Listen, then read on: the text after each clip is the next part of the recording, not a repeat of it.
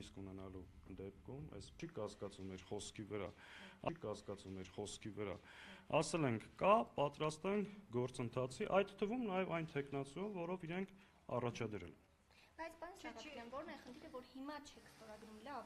չի մուտք կարվում հիմա, պակաս է երկու ստորագրություն, չի մուտք կարվում հիմա, պակաս է երկու ստորագրություն, ի՞նչն է խանգարում։ Նայեք, ուզում եմ հասկանամ, մեզ պետք է այսինքն պրոցեսը երբ ենք սկսում։ Դուք օրինակ գիտեք երբ ենք սկսում այդ պրոցեսը։ Եղել է պրոցեսի մասին հայտարարություն, որը մենք ողջունում ենք, այդ թվում նաև ողջունում ենք, որ դա սկսելի ենք։ Ինչն է խանգարում, ինչու է ձեզ համար սկզբունքային, որ դուք հենց հիմա չեք ստորագրում, այլ սպասում եք այդ պայքարը լինի։ Ես ասում եմ, որ հենց հիմա ստորագրելով, այսինքն ստորագրել ենք, բայց ինչ-որ մի ձևաթղթի վրա ներկայացրել է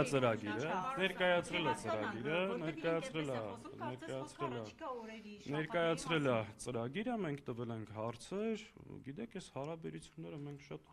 ազատ, sense մի քիչ շատ պաշտոնականացրին, պաշտոնական բանակցություններ երկու խմբակցությունների մեջ, մենք 5 տարի է բանակցում ենք, խոսում ենք, մենք մամուլի միջոցով իրար հետ չենք շփվել, մենք միասին տասնյակ պրոցեսներ ենք, որը նորից եմ կրկնում, պարոն Հայկ Մամիջանյանը արեց, նաև որ իմ համար եւս հետաքրքիր էր, որ պրոցեսը նույնիսկ եթե 36-ը ունենանք, հիմա ճիշտ չի որ խորհրդարան մտնեն։ Սա էլ է հետաքրքիր տարբերակ, սա ենթադրում է, որ ոչ թե պետք է կենտրոնանալ Հայաստան խմբակցության վրա եւ փորձել հարցալ ուղղությամբ տանել, խնդիրը ուրիշ տեղ է, պետք է ջանքերը կենտրոնացնել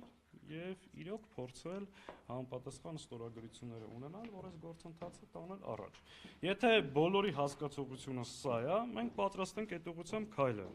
Եթե հասկացողությունը կլինի այլ ու սլակները կուղեն այլտեղ, մենք էլ ըստ այդմ կարձագանքենք։ Պարոն Սաղաթելյան, սլակները ոչ միտեղ չտանելով, նայեք, կարծես թե կա կոնսենսուս, բայց դրան զուգահեռ նաև չկա կոնսենսուս, որովհետև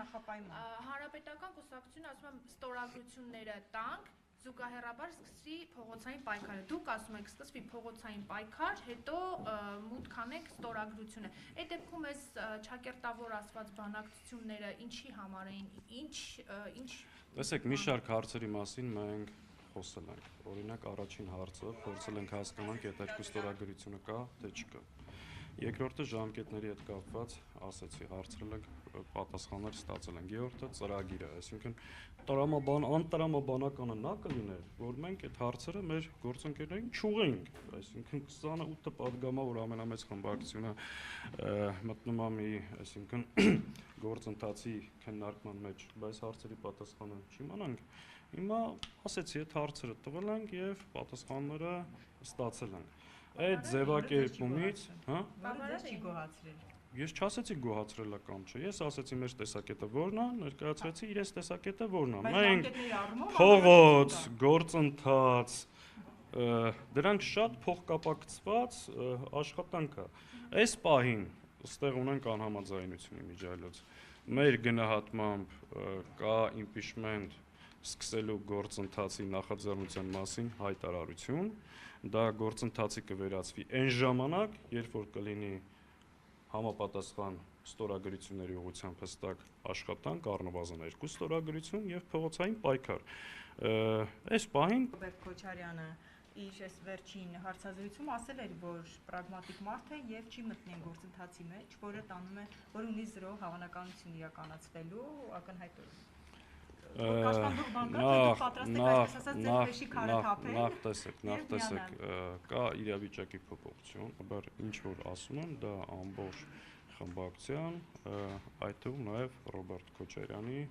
կարծիքն է։ Իսկ իրենք ինչպես արձագանքեցին, չասացին շատ լավ, օրինակ։ Իրենք կարևորեցին, որ լավ կլինի այս բային մի բլանկի վրա ունենանք 34-ը, մենք բացատրեցինք մեր գործընկերներին,